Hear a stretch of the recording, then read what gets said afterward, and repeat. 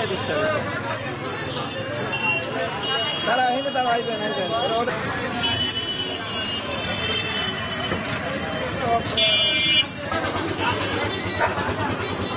খাওয়া হবে আপনারা একটু দয়া করে শরবত খাইছি, পানি পাইছি, খুব আমরা আরাম পাইছি। হ্যাঁ, খুব খুব শরীরটা ভালো লাগতেছে। হ্যাঁ, খুব আনন্দ পাইতেছে আর কি। মাঝে মাঝে খুব গরমে খুব পানি খাইয়ে খুব শান্তি পাইতেছে। সাহেব এত রোদে পানিটা খাইছি, পানিটা খুব ঠান্ডা হয়ে গেছে, ভালো লাগতেছে। এরকম যে প্রতিদিন আমরা পাইতাম তাহলে আমাদের জন্য ভালো হইতো। আমরা রিক্সা চালাই তো, এই জন্য আমাকে দৈনিক দরকার। তীব্র তাপদায় সারা বাংলাদেশ যখন প্রচন্ড তাপে মানুষ অস্থির, মানুষ খুব সমস্যাগ্রস্ত, তখন বাংলাদেশের বিভিন্ন জেলায় বৃষ্টি হয়েছে, কিন্তু আমাদের ঝালকাঠি বরিশালে বৃষ্টি এখন পর্যন্ত হয় নাই। আমাদের এখানের মানুষগুলো খুব সমস্যাগ্রস্ত। তাই আমরা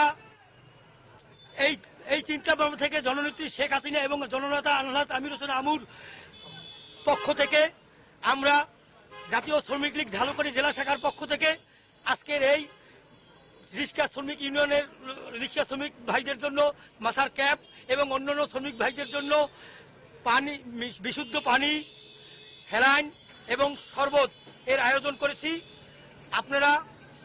আমরা যতদিন এই তাপদাহ না ঠিক হবে ততদিন এই প্রক্রিয়া চলমান থাকবে।